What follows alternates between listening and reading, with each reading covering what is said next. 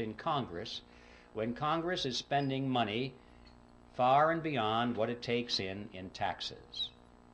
How can Congress spend more money than its income in taxes?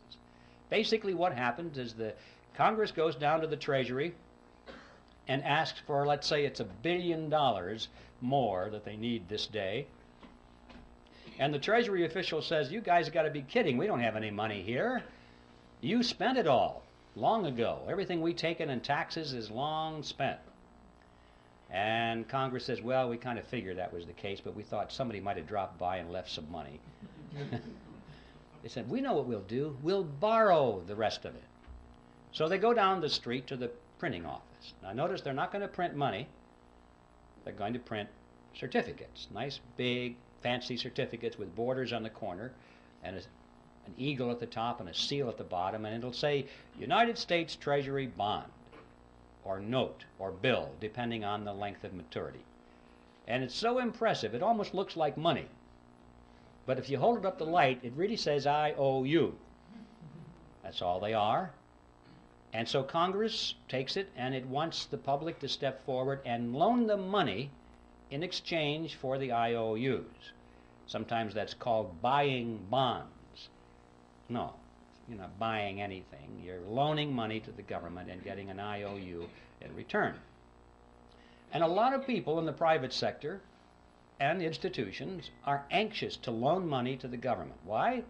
Because they have heard that it's the best investment you can possibly make, the most secure investment, because it is backed by the full faith and credit of the United States government. And that people aren't quite sure what that means, but it sure sounds good. And so they lend the money. Well, just in case there's anyone here in doubt as to what that means, I'd like to explain it to you.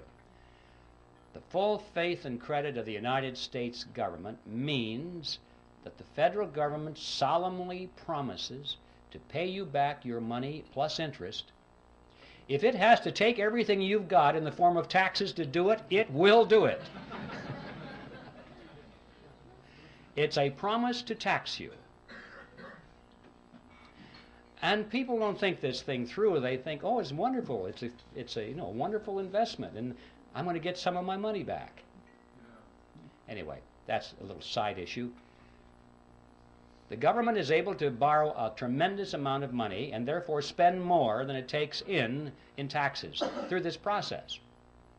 But never enough. They always need more than that. Not to worry, they say. They walk further down the street to the Federal Reserve Building. Now the Fed has been waiting for them. That's one of the reasons it was created. They walk in there and the Federal Reserve officer opens up his desk drawer, pulls out a big checkbook, and he writes a check to the United States Treasury for $1 billion and hands it to them. Now we need to stop and ask a question. Where did they get that money? That $1 billion, that's a lot of money. Who put the money into that account for the Federal Reserve so they could give it to Congress or to the Treasury? And the answer is, there is no money there. There's absolutely zero. There's just a checkbook. Well, if you and I were to do that, we would go to jail. But they can do it because Congress wants them to do it. This, in fact, is the payoff.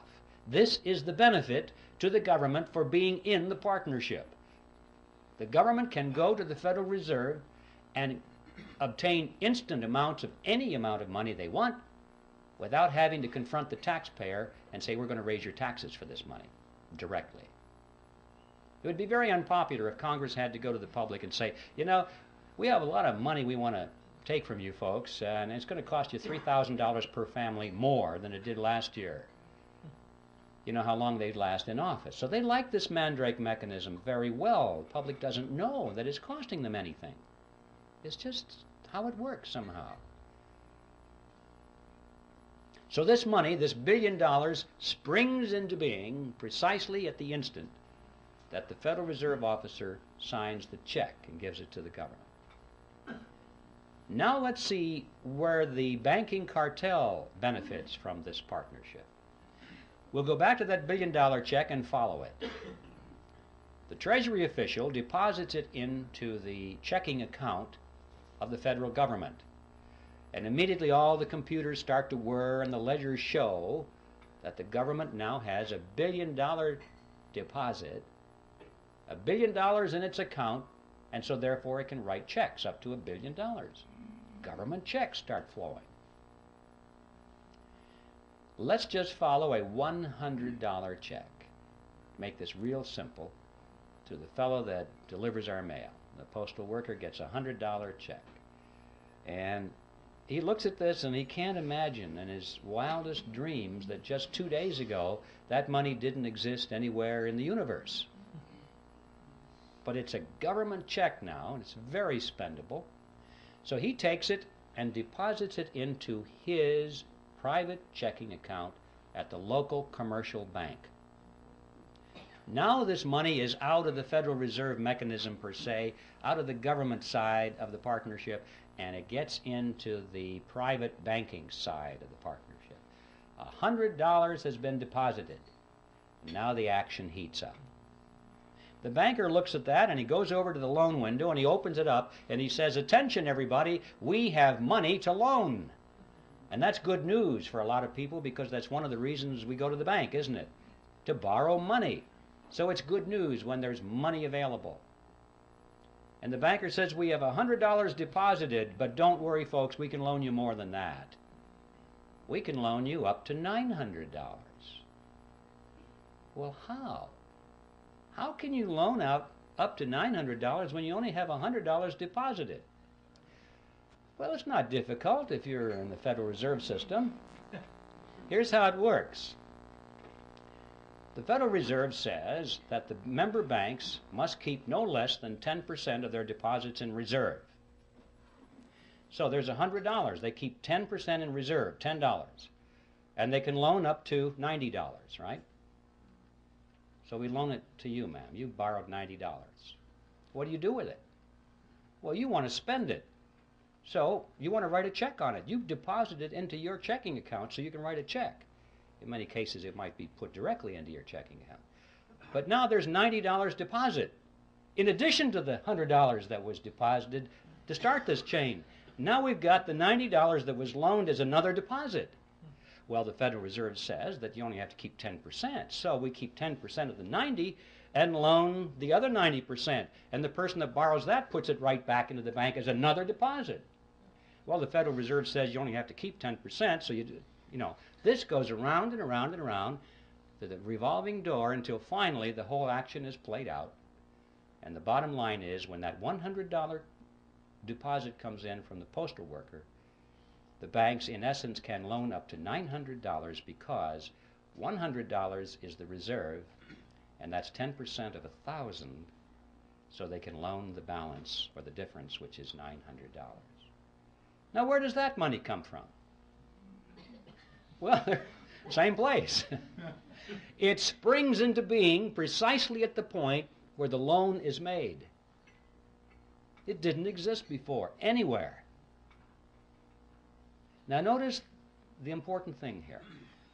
The money that's created out of nothing and given to the government spends for its purposes.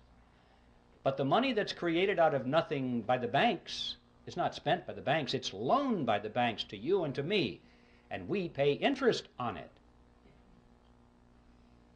Not too shabby. Interest on nothing. I wish I had a magic checkbook like that, where I didn't have to have any money, just a checkbook. And I could write checks, $10,000, $20,000, $100,000 all day long and loan them to you folks, and you pay me interest on it. You see? Not too shabby at all. This, in fact, is the payoff to the commercial banks in the cartel. This scam has become legitimized by law, and we're told it's a wonderful thing.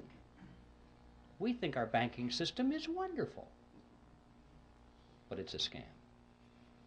Not only interest on nothing, but perpetual interest on nothing, because notice,